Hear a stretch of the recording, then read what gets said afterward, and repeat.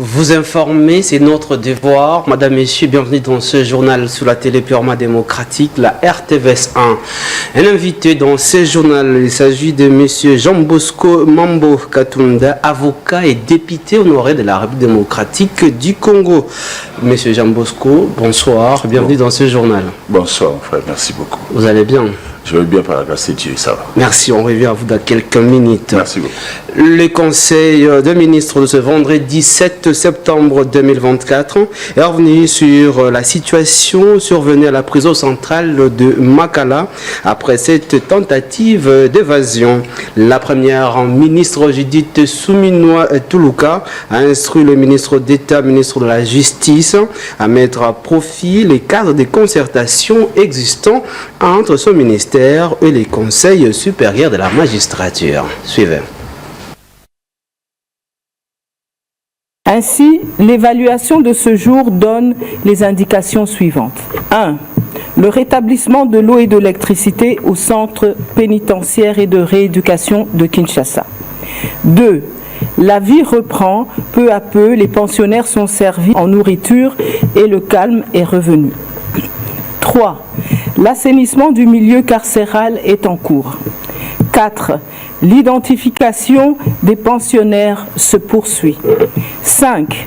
L'organisation au centre pénitentiaire et de rééducation de Kinshasa des audiences en flagrance contre les auteurs présumés des viols à l'égard des femmes. 6. La prise en charge par le gouvernement des femmes violées. 7. 7 des 11 pavillons que compte le CPRK ont été vandalisés à l'exception du pavillon 1, 2, 8 et 10. Et enfin, 8. La mise en place d'une commission inter-services chargée d'enquêter sur ces événements. Les organismes non gouvernementaux des droits de l'homme y seront associés. Réaffirmant la ferme volonté du gouvernement de mener à terme les réformes à des fins thérapeutiques initiées dans le secteur de la justice, la Première ministre a instruit le ministre d'État, ministre de la Justice et garde des Sceaux à mettre à profit le cadre de concertation existant entre son ministère et le Conseil supérieur de la magistrature à l'effet de favoriser les échanges interinstitutionnels dans un élan de cohésion sociale. Comme on l'avait annoncé, nous avons un invité dans ce journal. Il s'agit de Maître Jean Bosco Mambo, avocat et député honoraire. Monsieur Jean Bosco, la première question de savoir d'abord votre lecture en rapport avec ce qui s'est passé à Pozo de Makala la nuit de dimanche au 2 septembre, où il y avait évasion. Et entre-temps, le ministre de la Justice, Constant Ntamba, lui, a parlé des sabotages des actions menées par le chef de l'État. Quelle est votre lecture? Merci beaucoup pour cette question. Il est d'abord regrettable de constater que de centaines de Congolais ont perdu leur vie, ils ont été tués, des centaines de femmes ont été violées. C'est très déplorable et ça fait très très mal dans un État. Je suis mal à l'aise pour donner un point de vue là-dessus, parce que les points de vue divergent, parce qu'il y a trop de spéculation. Et je voudrais être responsable et ne pas tomber dans la spéculation. Vous venez de parler du ministre de la Justice qui a dit que c'était un complot. Un sabotage contre les actions du chef de l'État. Et vous avez suivi son vice-ministre qui, je pense, de façon un peu légère, était intervenu avant lui pour donner sa lecture des faits. Sincèrement, qui a été quand même un peu ridicule.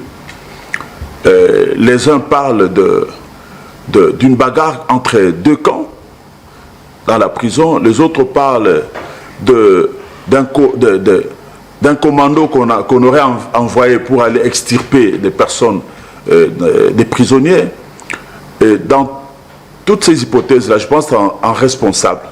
Je n'oserais pas avancer une hypothèse pour dire que c'était ceci, cela, d'autant plus que d'ailleurs, je n'ai pas toutes les informations à ce sujet et je ne sais vraiment m'hasarder. Mais ce qui est déplorable, c'est tout simplement que ça s'est répété. Nous avons vécu les cas de Nemwanantemi. Lorsqu'il était en prison, c'était la même prison. Et aujourd'hui, c'est la même situation. Il y avait mort d'homme hier, il y a encore mort d'homme aujourd'hui. Alors, il faudra combien de morts d'hommes pour qu'une solution idoine et définitive soit trouvée à la gestion de cette prison centrale de Bakala? C'est la question que nous nous posons. Si nous avons l'occasion de donner nos propositions, en tout cas, nous le ferons. Merci beaucoup. Maintenant, moi, je vous pose la question. Les problèmes sont connus. Et puis, maintenant, quelles sont les pistes des solutions que vous, parce que vous êtes au maître, aussi un élu du peuple, que vous proposez pour pallier à ce genre de problème? Je pense que la première solution, elle est simple. Ouais. La prison centrale de Makala, depuis longtemps, et tout le monde le sait, est au-delà de sa capacité d'accueil. Mais avant cela, la prison centrale de Makala est aujourd'hui en plein centre-ville, entourée de maisons. Lorsque la prison centrale de Makala avait été construite, il n'y avait pas de maisons là-bas. Il n'y avait pas Selembao. Une prison comme celle-là de haute sécurité doit être construite loin de la ville. Et nous ne manquons pas d'espace pour le faire, et nous ne manquons pas d'argent pour le faire.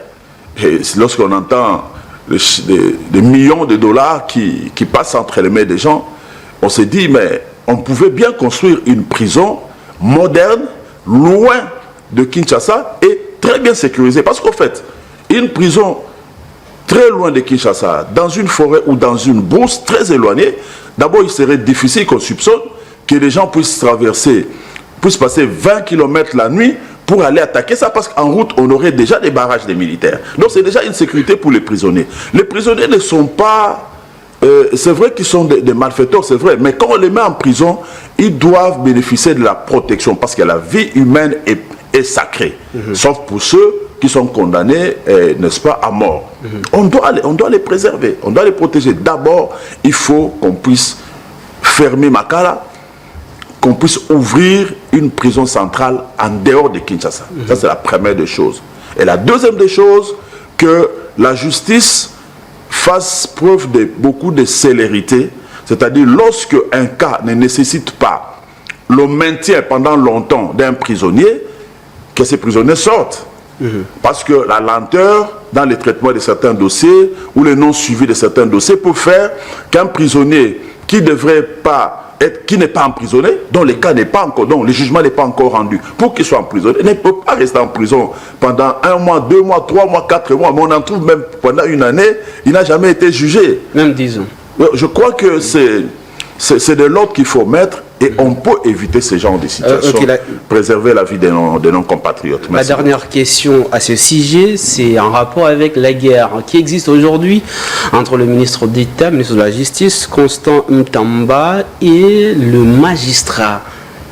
Maintenant, quelles sont les pistes de solution pour pallier à cette guerre qui ne dit pas son nom? Bon, je pense que chacun doit jouer son rôle. Le ministre de la Justice, il est membre de l'exécutif, il n'est pas membre du pouvoir judiciaire, le pouvoir judiciaire étant géré par le Conseil supérieur de la magistrature, avec comme président, n'est-ce pas, le premier président de la Cour constitutionnelle, qui en est le chef. Mais il faut une collaboration, parce que administrativement, le ministre de la Justice a énormément de choses, a aussi des pouvoirs, n'est-ce pas, dans le fonctionnement de la magistrature.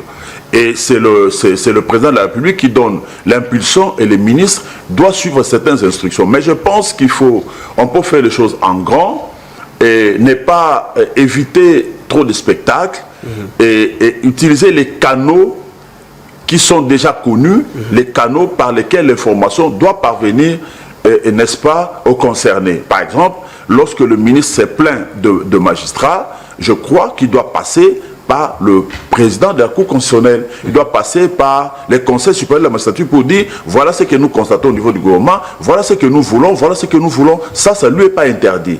Et de l'autre côté aussi, les magistrats ils doivent éviter, comme dernièrement, j'ai vu le président du Conseil supérieur leur a dit que vous ne pouvez pas, parce que vous êtes syndicaliste, aller attaquer le ministre sur les réseaux sociaux et puis à la presse. Il y a des canaux. Donc je crois que les uns et les autres doivent se respecter pour se faire des observations pertinentes avec beaucoup de politesse et en respectant les canaux qui sont déjà tracés et nous éviter des spectacles qui ne peuvent pas nous aider. Voilà. Merci, je reviens dans quelques minutes. C'est temps pour moi de continuer les journaux.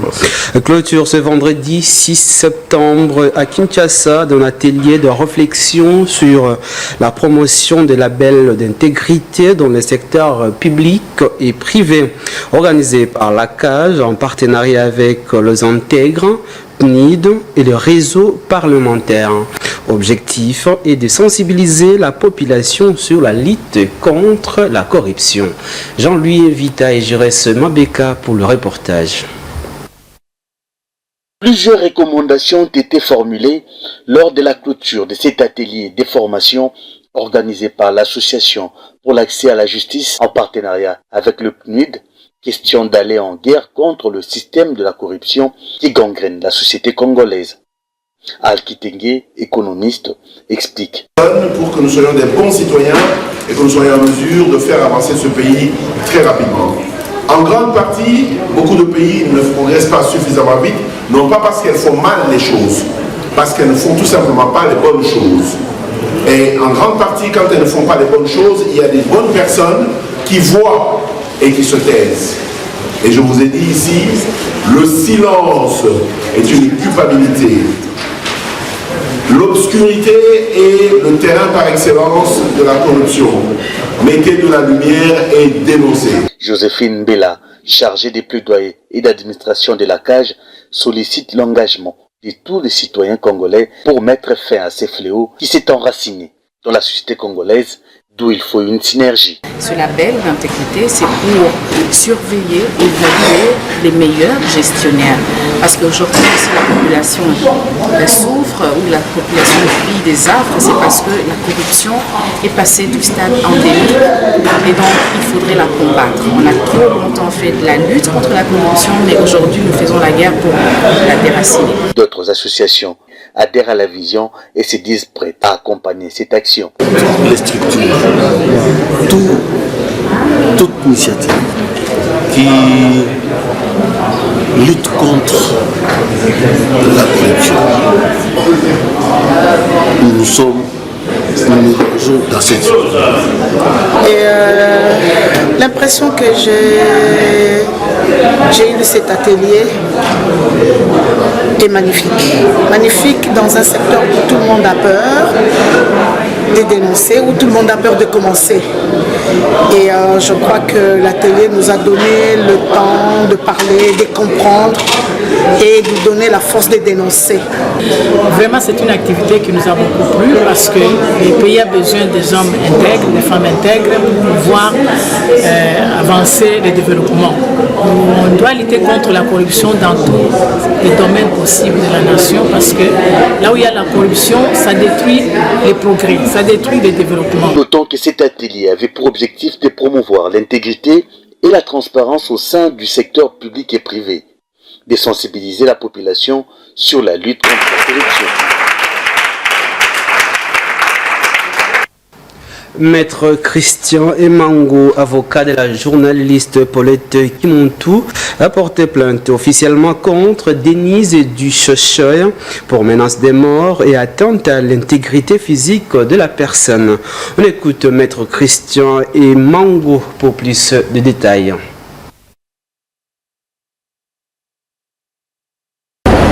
Vous avez suivi hier, la toile a été enflammée par des injures, des imputations proférées contre ma cliente, Madame Paulette Kimontou, lesquelles injures, menaces et imputations étaient faites par Madame Denise Duchochoy.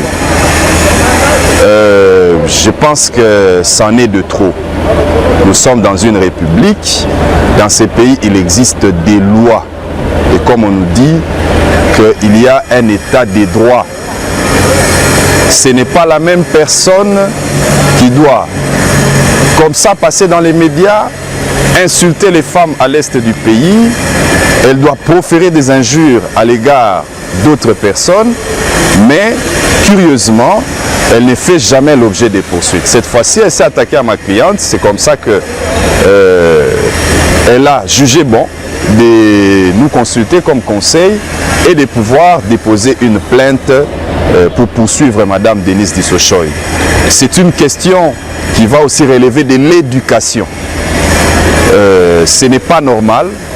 Les réseaux sociaux sont utilisés aujourd'hui même par nos enfants. Mais cet avenir de demain, comme on dit. Mais quand ils voient qu'une personne peut se permettre de proférer des injures graves alors, à l'endroit des femmes, à l'endroit des mamans, des pères de famille, des mères de famille, et que finalement, elle n'est jamais inquiétée, jamais poursuivie, cela est une désolation et on risque de penser que ce comportement-là est tout à fait normal et tout à fait admissible. Je rappelle ici que nous avons un invité. Il s'agit de monsieur Maître Jean Bosco Mambo, qui est aussi le vice-président du parti politique ACRN du docteur Denis Mukwege. Puisque c'est de lui qu'il s'agit, il était le premier à demander le dialogue et d'autres leaders, bien évidemment, de l'opposition. Maintenant, la question posée, maître, est-ce sur le dialogue qui va restaurer la paix dans la partie est de la République démocratique du Congo, sachant déjà que nous avons eu à avoir plusieurs dialogues, mais sans suite favorable? Merci beaucoup, mon frère. Je suis vice-président du regroupement Alliance des Congolais pour la refondation de la nation, qui a porté la candidature du président du prix Nobel, Denis Mukwege, à la magistrature suprême aux élections de 2023. Effectivement, nous demandons les dialogues parce que nous constatons qu'il y a une menace sur l'existence même de notre nation, l'occupation dans les temps et dans l'espace de notre territoire par le M23, par l'armée rwandaise avec le supplétif M23, risque de nous amener, n'est-ce pas, à une partition effective de notre pays. Vous dites donc que ce n'est pas la première fois qu'on a demandé les dialogues. Et en quoi c'est différent? Disons que lorsque le président Tshisekedi a pris le pouvoir, quand il voulait se départir de son allié ou de son vis-à-vis qui étaient les fronts communs, les FCC, il a appelé à une union pour la nation. Mais là, l'objectif de cette rencontre-là, ou de ces discussions-là, c'était un objectif privé, c'est-à-dire comment trouver des alliés qui puissent l'aider à se séparer du FCC. Donc FCC, Cash voulait se séparer du FCC. Donc ça n'avait rien à voir avec eux. En fait, ça n'avait aucun enjeu national. C'était un enjeu partisan. Et les gens qui sont venus savaient que, bon, comme le FCC va partir, il y aura des postes qui vont rester vacants. Nous allons occuper ça. Et ils ont occupé ça. Les dialogues de Senko. Les dialogues de Senko, c'est le président Kabila qui est à la fin de son mandat et qui ne veut pas partir. Donc, il organise un dialogue, non pas pour le bien du pays, mais pour qu'il prolonge son mandat, pour voir comment il peut survivre pendant 2 ans encore. Donc, ça n'a rien à voir avec, ça n'avait rien à voir avec la survie de l'État. C'était la survie de leur régime. Le régime n'égale pas la nation. Les régimes n'égalent pas l'État. Si on parle des concertations de si nous parlons de concertations de 2012, on n'avait pas parlé de la menace de la partition de l'État. Donc, toutes les concertations, même avant ça, avec Edem Kodjo, toutes les concertations, c'était qu'est-ce que nous devons faire pour travailler ensemble. En fait, les gens voulaient juste travailler ensemble. Et ça a toujours abouti à des gouvernements d'union nationale. Les gens ont toujours été intégrés. Ici, nous ne disons pas cela. Il faut en principe qu'il y ait un pouvoir et une opposition, ça doit fonctionner. Mais nous disons qu'il y a des matières dans un pays, dans une nation, qui doivent concerner tout le monde. Lorsque le pays est en train de partir, on ne peut pas dire, moi je suis dans l'opposition, je croise les bras, que ça parte d'abord, comme ça on va jeter la faute à ceux qui gèrent. Mais quand vous allez hériter quel pays? quand vous voudrez accéder au pouvoir, vous allez hériter de quel pays? Les pays déjà partis. Et lorsque la menace est existentielle, il faut que les gens se réunissent, qu'ils parlent. Ça, c'est important. Et pour avoir laissé les gens gérer eux-mêmes, le président Kabila a conclu des accords avec les M23, le Rwanda et les autres, que l'UDPS et tous ceux qui étaient à l'opposition ne connaissaient pas. Et quand ils excèdent au pouvoir, ils commencent à se plaindre. Non, Kabila a signé des mauvais accords. Aujourd'hui, le président Tshisekedi a accédé au pouvoir en 2018. Il a signé des accords avec le Rwanda, avec l'Ouganda, avec le Burundi. Il n'a pas associé l'opposition dans ces accords-là. Et d'ailleurs, il y a une partie des accords avec le Rwanda qui, n'est-ce pas, prévoyait le déploiement des policiers rwandais à notre frontière avec, non, à Goma pratiquement. Et à l'époque, la société civile et quelques acteurs de la population, des acteurs politiques de l'opposition, ont dit non. Et la société civile du Nord Kivu a dit non. Ils ont empêché cette occupation. Admettons que les policiers rwandais avaient investi Goma. C'est grave. Maintenant, la question, comment expliquer, comment un dialogue politique des leaders de l'opposition, de l'Union sacrée, de la majorité ou comme de la société civile peut être l'une des pistes des solutions pour restaurer la paix dans l'Est? Parce qu'on sait que la guerre dans l'Est, ce n'est pas une guerre politique, c'est une guerre armée. Ouais. C'est une guerre armée, comme nous le disons, mais Kagame et les M23 n'ont jamais dit que c'était une guerre armée. Ils disent toujours que c'est une guerre politique. Ce sont des revendications politiques. Est-ce qu'on n'a pas besoin de renforcer notre défense que de chercher la cohésion nationale, puisqu'il y en a déjà? Mais comment renforcer une défense lorsque les gens sont divisés? Ça, c'est la première des choses. La deuxième des choses, comment renforcer une défense lorsque les uns ne savent pas ce que les autres font? Lorsque vous faites la guerre, on ne cache pas la guerre aux citoyens du pays.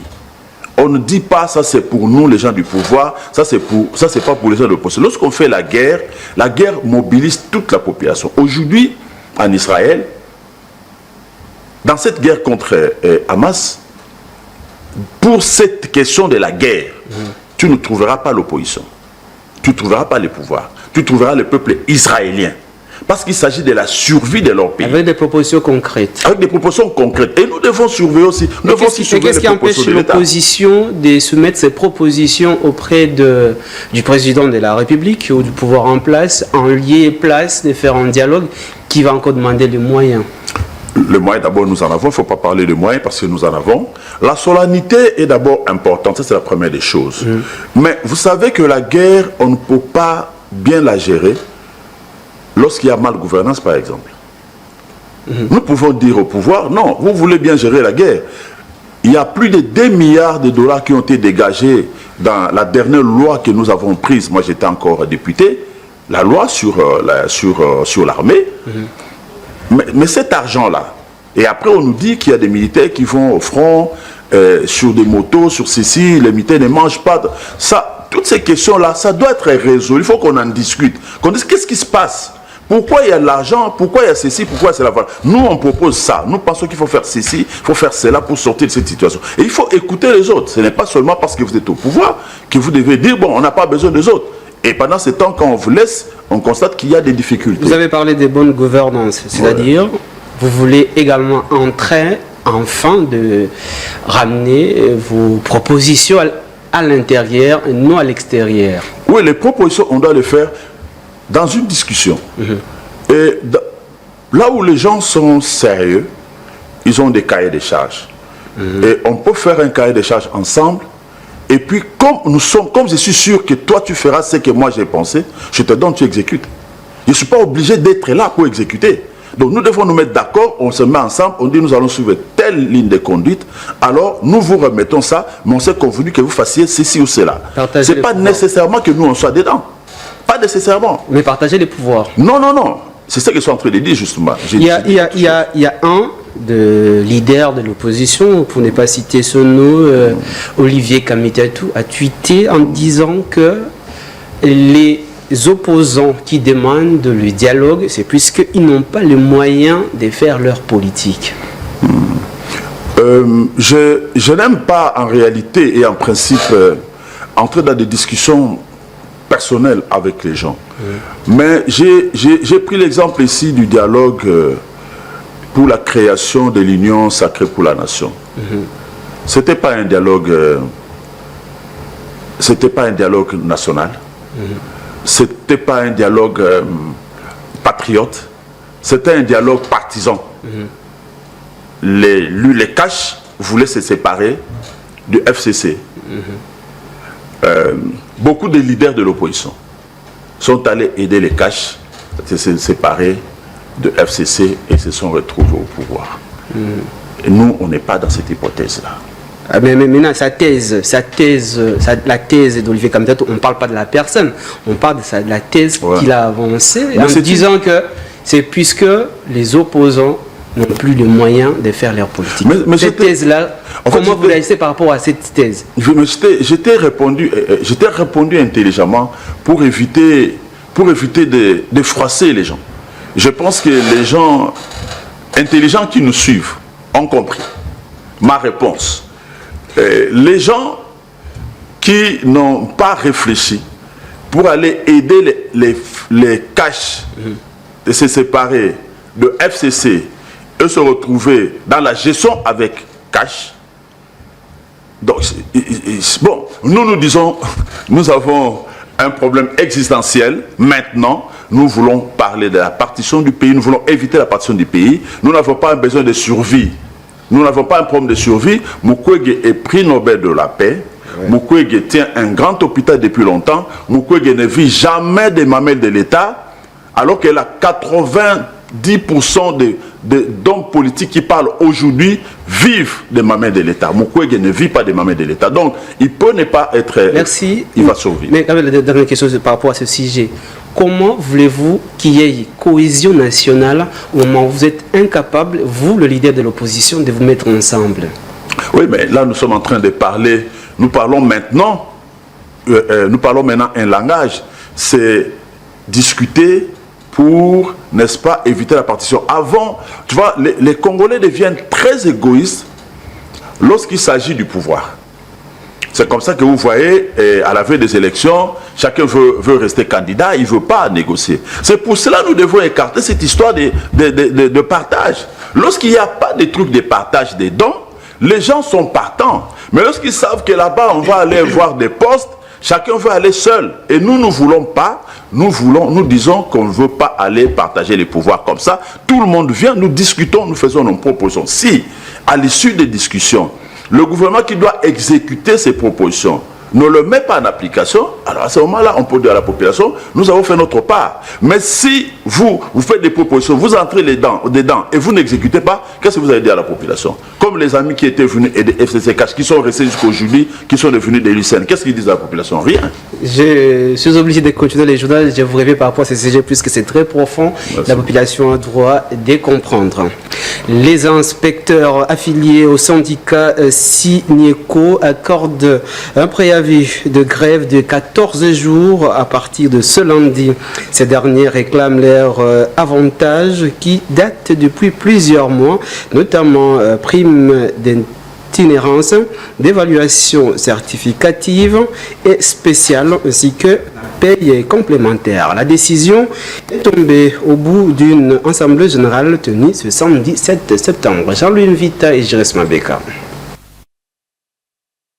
Dans une assemblée générale d'évaluation, les inspecteurs affiliés au Sinieco ne croient pas du tout à la bonne volonté du gouvernement, qui ne fait que promettre sans répondre positivement. Ces derniers plaident pour l'implication des autorités dans leur sécurité au service. Henri Christian Ongenja, secrétaire général, répond après les questions des inspecteurs. Les inspecteurs et agents ont fait un constat suivant. Et le constat grave, c'est que l'inspecteur et agent se retrouvent en insécurité socio-économique et juridique. Et se disent que l'heure est grave, d'autant plus qu'on est en train de chercher à rehausser les statuts particuliers de l'enseignant, que nous encourageons tous, mais la situation de l'inspecteur et son agent reste statique du point de vue économique et juridique, et c'est ce qui constitue cette insécurité socio-économique et juridique. Face à cela, Et au dépit des promesses souvent irréalistes du gouvernement, à des promesses souvent non réalisées, les inspecteurs et agents demeurent pessimistes jusqu'à ce qu'ils verront la réalité ou soit le gouvernement concrétiser ses engagements. Dans l'esprit d'attendre la bonne volonté, ces inspecteurs donnent un préavis de grève. À cet effet, les inspecteurs et agents de l'inspection réunis à cette assemblée, membres du SINIECO, donnent un ultimatum de préavis de 14 jours francs à dater de ce jour.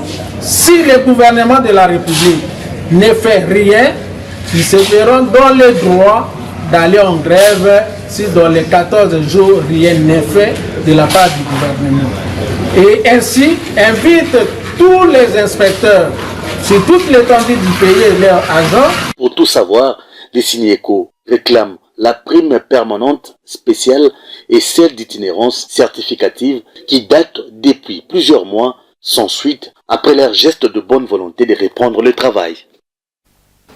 Lisons ces communiqués dans ce journal. Communiqué numéro 001/cab/min.prov.epv/gvk/durcab 2024 subscrivant au lancement de l'opération Coup de poing Kinshasa et Zobonga par son excellence monsieur le gouverneur de la ville de Kinshasa, le ministre provincial de l'environnement, propriété publique et embellissement de la ville porte à la connaissance du public quinois qu'au terme de l'édit numéro 003/2013 du 9 septembre 2013 relatif à l'assainissement et à la protection de l'environnement de la ville de Kinshasa, il est interdit sur toute l'étendue de la ville d'occuper les avenues et les emprises publiques pour notamment entreposage des conteneurs et kiosques, puis des épaves des véhicules automobiles et engins ou d'ériger des étalages, des garages, des terrasses, des vérandas et des marchés. Un mémorandum de 15 jours est accordé à toute la population pour s'y conformer. Les contrevenants s'exposeront à la rigueur de la loi. Fait à Kinshasa le 6 septembre 2024. Léon Moulumba Monachai. Nous l'avons annoncé que nous sommes avec un invité dans ce journal. On est en train de parler de questions de dialogue. Maintenant, la question est posée. Dialogue entre le leader politique. Mais maintenant, comment dialoguer au moment où, d'abord, au sein de l'opposition, il n'arrive pas à émettre sur une même longueur d'onde? Honorable. Ouais, nous disons que nous devons avoir un médiateur qui doit être neutre. Et nous... D'abord à l'opposition. Nous, à l'Alliance... La question, c'est d'abord l'opposition. Ouais. Vous n'arrivez pas à vous entendre. L'opposition n'arrive pas à émettre sur une longueur d'onde. Comment voulez-vous dialoguer au moment où d'abord, au sein de l'opposition, les jalons n'arrivent pas à s'accorder, en sachant déjà que la plupart des chefs rebelles qui sévissent dans la partie est de la République démocratique du Congo sont toujours issus d'une frustration quelconque. Oui, mais pourquoi on parle de dialogue? On parle de dialogue parce que les gens ne s'entendent pas, on parle de dialogue parce que ça ne marche pas. C'est pour ça qu'il y a dialogue. Lorsque tout marche, lorsque les gens s'entendent, il n'y a pas de dialogue. Donc c'est pour ça qu'il faut qu'il y ait dialogue. Dialogue au niveau.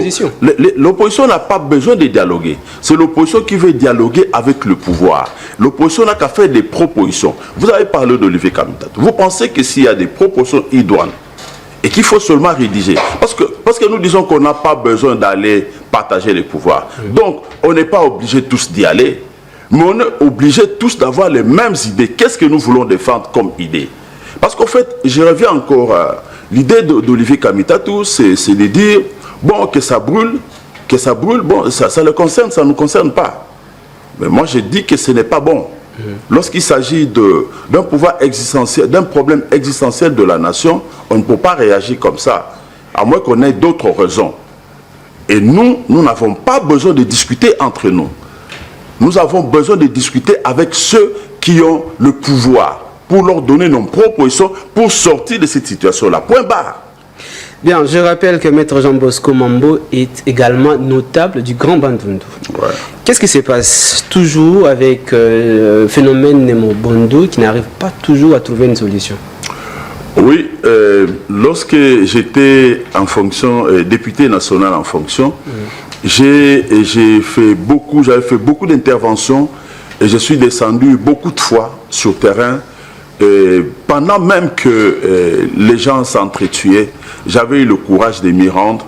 Et après, je suis allé avec le ministre Moutinga pour essayer de partager les peu de soutien, de vivres et de biens de première nécessité que le gouvernement avait mis à leur disposition. Le problème de Mobondo, c'est, nous disons que c'est la gestion. La gestion du pays qui n'est pas bonne. Parce que pour mettre fin à des divergences entre deux tribus, ça ne devait pas prendre trop de temps. Mais déjà à l'époque, nous disions qu'il y avait une main noire. Même le gouvernement lui-même parlait de main noire, ce qui nous faisait mal parce que le gouvernement devait savoir qu'est-ce qui se passe. Ce n'était pas à moi de dire qu'est-ce qui s'est passé exactement parce que je n'ai pas tous les attributs de pouvoir pour le savoir, mais à l'époque, déjà, le gouvernement disait qu'il y a une main noire. Lorsque le gouvernement dit qu'il y a une main noire, la population ne sait plus quoi faire parce que le gouvernement ne sait pas. Et ce n'est pas normal. À l'époque, nous avons beaucoup parlé, nous avons dit qu'il faut mettre du sérieux dans cela. Mais qu'à cela ne tienne, nous avons constaté qu'il y a vraiment une accalmie. C'est vrai qu'il y a des exactions par-ci, par-là, mais ce n'est pas avec la même envergure que lorsque ça avait commencé.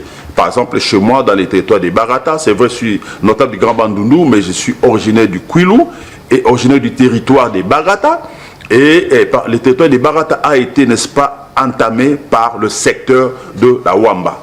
Et c'est là où nous avons poussé le gouverneur, nous avons poussé les chefs d'état-major de notre région militaire, nous avons poussé la police nationale de notre province, n'est-ce pas, à envoyer le plus d'éléments. On a essayé de traquer ceux qu'il fallait qu'on traque. Et c'est ce qui a fait que les élections ont quand même eu lieu sur toute l'étendue n'est-ce pas, du secteur de la Wamba. Mais selon le directeur de la DGRK, M. Jean Lundenge, il dit que c'est le milice de Mombondo qui perçoivent déjà l'argent des taxes à Wamba, chez vous. Oui, bon, c'est le discours du directeur, mais le directeur devrait être très précis. Dans le secteur de la Wamba, qui est un des secteurs, parmi les 5 secteurs du territoire des Barata, nous avons le poste de Ntselemwe, nous avons les postes de Kinshona, nous avons les postes des parkings, nous avons les postes, n'est-ce pas, des parkings. Oui, nous avons les postes de Famonga. Les postes de Famonga, c'est les postes les plus importants du secteur de la Wamba. Ça peut faire 55 ou 60% des revenus parce que beaucoup de véhicules passent par là. Il parle de parking et il parle de 5 millions de francs congolais. Oui, bon, et parking, il y a eu des problèmes. Il y a eu des problèmes, il y a eu incursion de Mobondo. Maintenant, c'est devenu des gens qui vont voler, mais qui effraient. Mais là, ils avaient tué. Au parking, ils avaient tué. Et quand ils ont tué, les agents se sont enfuis. Ce qui est tout à fait normal. Et a fait perdre à la régie. Bon, je ne sais pas si c'est 5 millions, c'est lui qui gère. Mais ça, c'est vrai, à un certain moment. Mais je crois que maintenant, les choses sont revenues à l'ordre. On arrive à la fin. Votre mot de la fin? Oui, mon mot de la fin est que nous avons comme alliance des Congolais pour la refondation de la nation qui a soutenu la candidature de Denis Mukwege. Nous avons parlé le 22 août. Nous avons dit qu'il faut nécessairement un dialogue parce qu'il y a une menace existentielle de notre pays. Et pour ça, nous en avons appelé aux évêques qui ont déjà fait un grand travail depuis longtemps par les passés, qui continuent à le faire, n'est-ce pas, d'accepter, de prendre, n'est-ce pas, la médiation. Nous voulons dire la présidence, mais beaucoup plus la médiation, n'est-ce pas, pour que ces dialogues-là aboutissent. Et nous demandons donc à tous les leaders politiques de tous bords, n'est-ce pas, pour ceux qui n'ont pas encore, qui ne sont pas encore montés dans ce bateau, de monter pour qu'on discute ensemble pour préserver, n'est-ce pas, l'intégrité. Il ne faut pas seulement déclarer, parler de l'intégrité sans rien faire. Nous voulons vraiment discuter sérieusement de comment maintenir l'intégrité territoriale, de comment mobiliser la population pour préserver notre intégrité. Mouzé l'avait fait et on a vu les résultats. Merci. Merci beaucoup. Et c'est la fin de ce journal sur la télé démocratique réalisé par Jires Mabeka et Blaise Ndombe sous la supervision et la coordination de Patrick et Kangakutu. Mesdames, Messieurs, merci à rester branchés sur votre chaîne. Au revoir.